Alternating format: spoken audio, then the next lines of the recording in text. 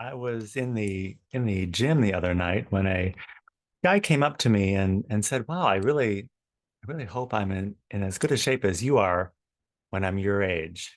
I was kind of startled by that, and he said, "Well, I guess you hear that a lot." And I said, "Well, actually, no one's ever said that to me before. This is the East Bank Club, and people really don't make offhanded comments like that."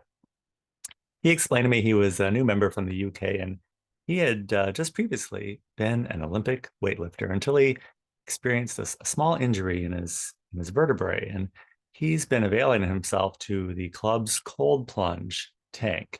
And he explained to me that, really, if you can stay in there for 5 or more minutes, you really can get a benefit. And I've been in a plunge at out west, but I thought it was something you literally just plunge in and get the hell out of there. And he explained to me that no, that's the whole premise. You need to stay in there long enough to override your natural instinct of fight, flight, and shutdown. He said he's experienced that it's as much a mind thing about getting over pain and suffering as it is a physical healing.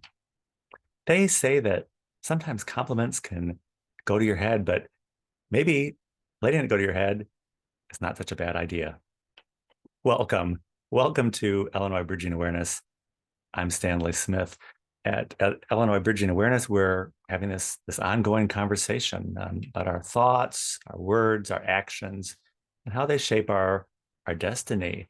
Jim Downs, a number of weeks ago, probably a couple months ago, layered in the idea that symbols, sometimes words are not sufficient. Sometimes we need symbols. And this week, I came across Edgar Casey thought of the day about our essence, that there is more to our thoughts and words and actions. There's our essence.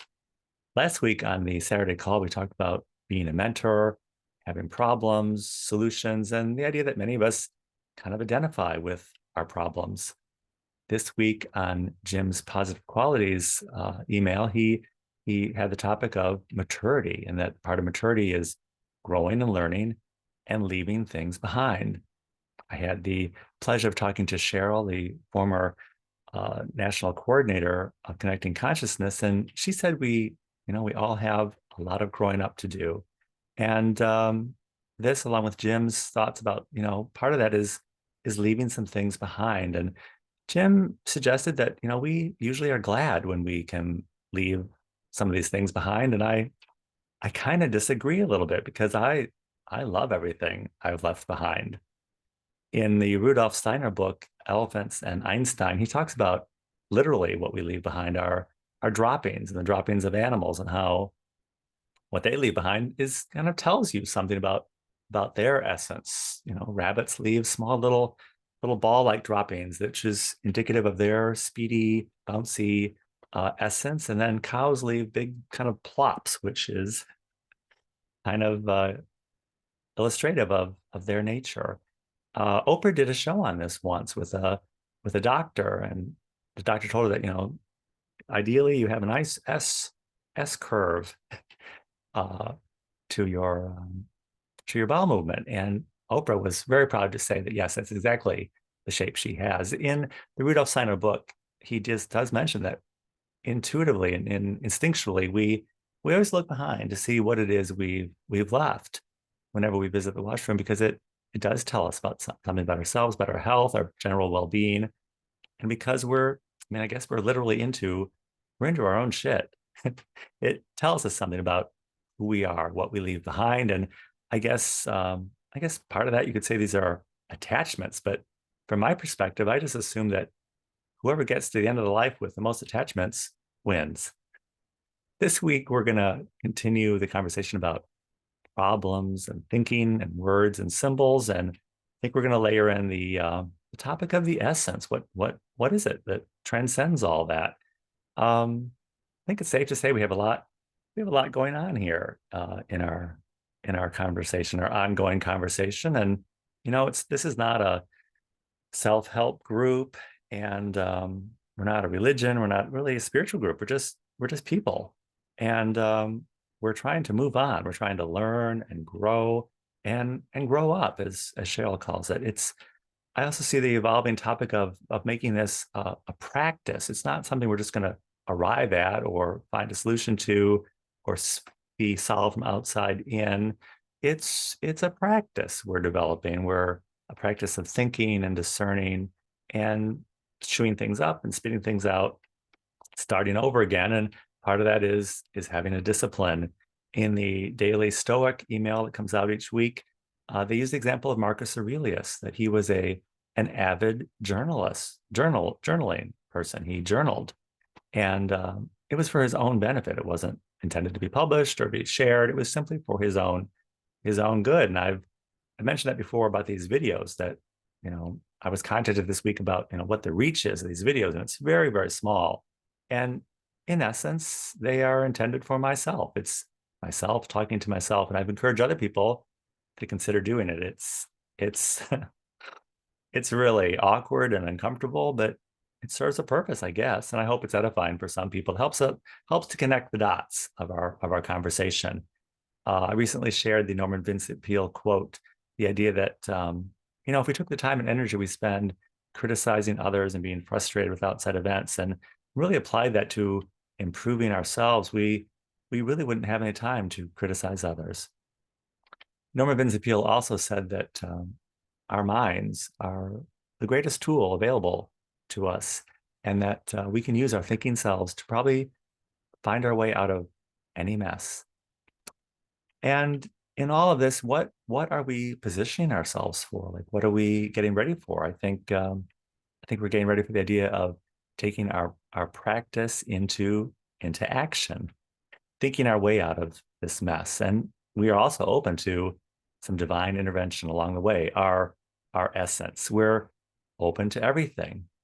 An example of that in practice is the General Assembly, and we will be having a meeting on this Wednesday evening to continue that conversation. And this is not a history or to explain or an implementation call. It's simply to have a conversation about the essence, of and the premise of the General Assembly, which is, as I understand it, is to have standing as a people. I used to self-describe as being a citizen of the world, but in the journey with the General Assembly, I've tweaked that thinking that, well, no, I'm really not a citizen of the world, because citizen kind of implies I'm a subject to some authority. I'm really a person or a people. I'm the people. We're the people, and we're only have dominion under God alone. We're not a citizen or a subject. It's a mind thing, like the cold water plunge. It's more about our heads than a physical reality. As we move along navigating this story, we had a little fun this week with the story about Graham being fired.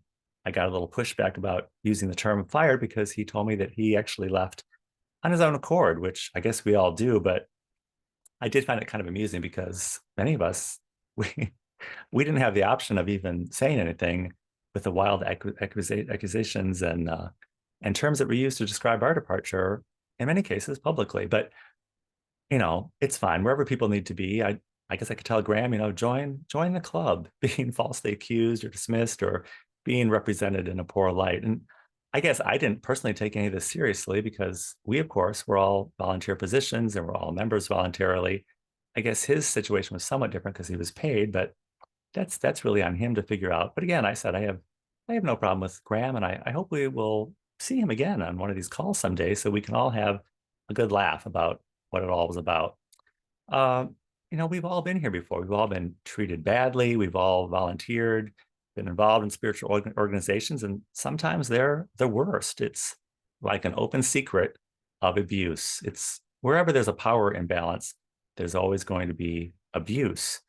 Ingrid, the ex-coordinator, moderator, described it to me recently as the spiritual sandwich, that a lot of spiritual organizations have an institutional structure on the bottom and then a spiritual ceiling, and they keep us kind of in between these two areas. It's kind of a control mechanism, and truth be known, they probably don't have the operational bandwidth to do much more than that. So as we grow and evolve and mature, we're kind of probably age out of that spiritual sandwich.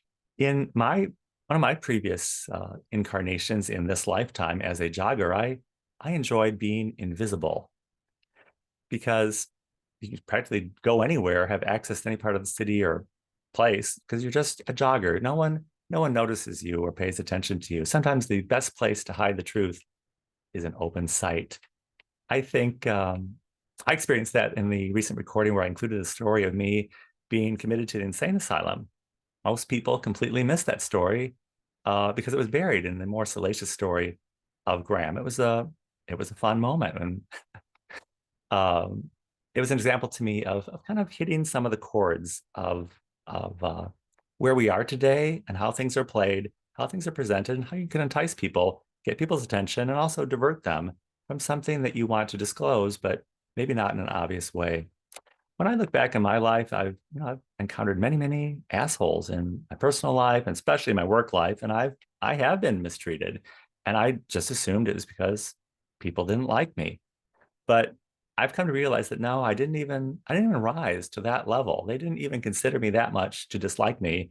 They just saw me as somebody who might eat up some resources that could otherwise be them. It was like they were fighting over crumbs. Are they so afraid that someone else is going to get in on anything and that somehow this will take away from them? I mean, is that really what this was all about? It's kind of sad. In the process, they've missed out on so much. I recently said I'm looking forward to seeing all these people again someday in hell. And the person I was talking to said, "Well, why would you want to go to hell?" And I said, "Well, that way I can continue tormenting these people for eternity." Hell is the best place for the work of redemption to take place. It's a never-ending process. It's the essence of God. If you would like to join us at Illinois Bridging Awareness, the General Assembly conversation will be on Wednesday, and the Saturday statewide call is every Saturday, of course, at 9 a.m. Central Time on Zoom. I will include my email address in the description of this video. I'll be happy to send you an invitation to everything we have going on. And I look forward to seeing you very, very soon.